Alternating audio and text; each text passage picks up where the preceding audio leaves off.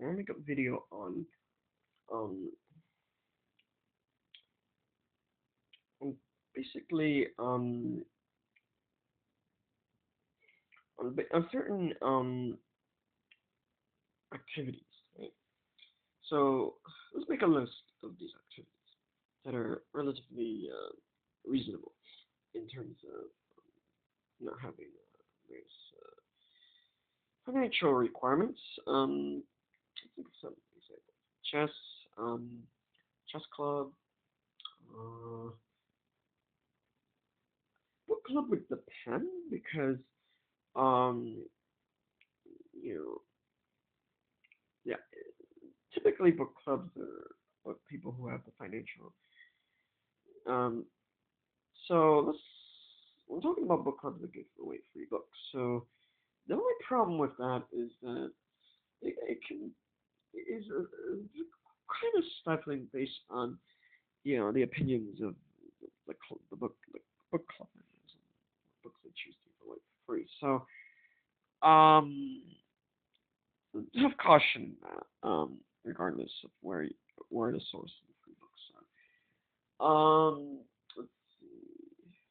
For the most part, in this time in 2024, it's relatively easy for how that be cost free. So in the U.S. So what else?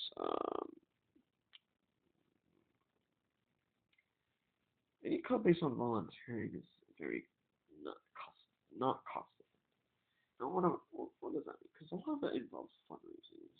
That's beside the point. So we're obviously going to exclude the non-trivial amount of sports. There are sports that are relatively cost-free.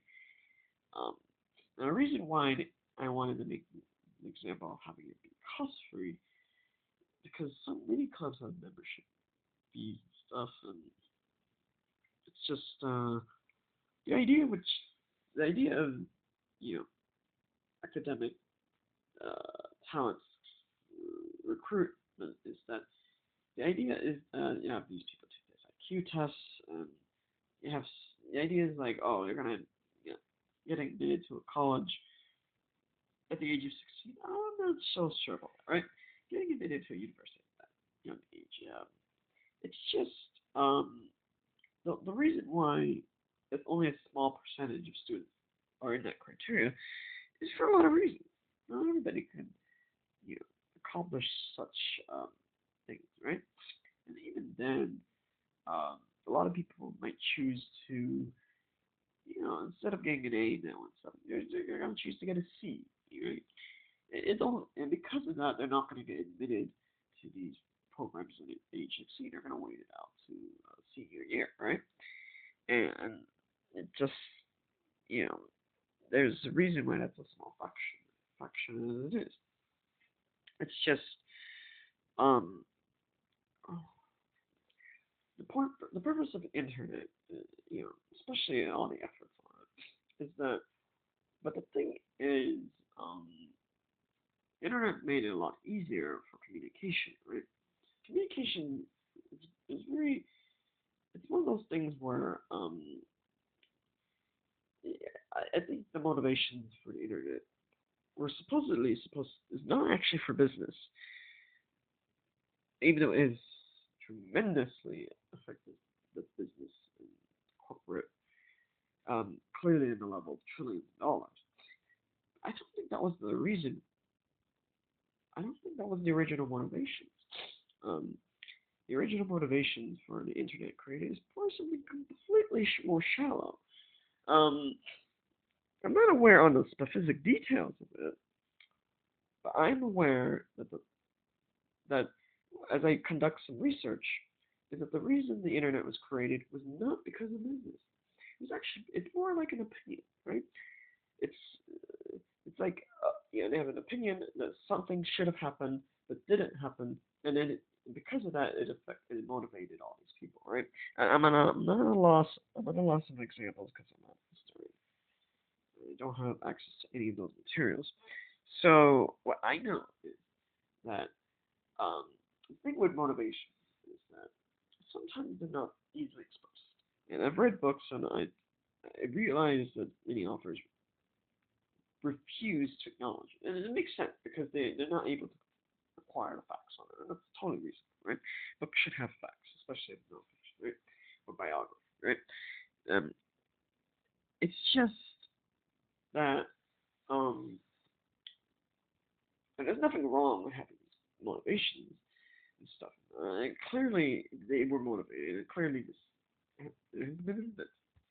and it's really affected everything, right? Uh, Without this motivation, YouTube couldn't have existed. Without this motivation, we couldn't have all these online stores, right? So we'd have like flying cars, non-wire, all these examples of science fiction come up with. But that did not exist. We didn't have flying cars, and we don't have all these other things that science fiction's come up with. So instead, we have a different type of vision future for the 21st century, right? Whatever, second-ish, third millennium. So basically, a lot of people did not realize that, these, that this would have happened, right? They thought flying cars, they thought other, I can't think of any examples. That did not happen, right? That future did not happen. So because it didn't happen, um, we have to we could I could discuss a little bit on history and stuff, right? It's not that hard. Based on the U.S., we clearly could look back on the previous presidents. That's a different topic entirely because it's just that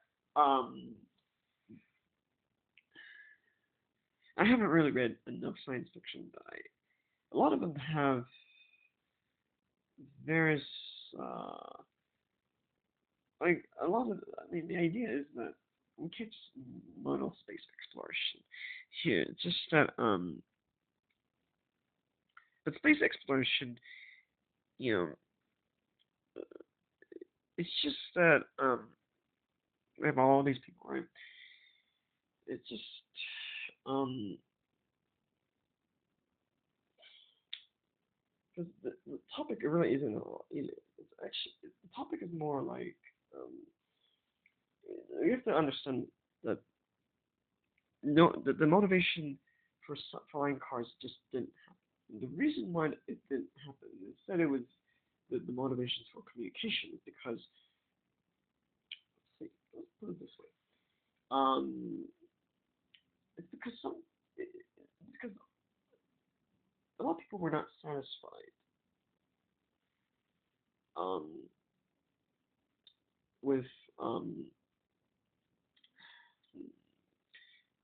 they weren't satisfied with the idea of snail mail because for the most part a lot of people you know move a lot, right? So for the most part, a lot it's not. Let's say you acquire their phone number or address, right? But the person moved already, so any attempt to send mail like that is futile. So that's why. So obviously, we can see the internet fixes a bunch of these problems. Um, so obviously, you have to understand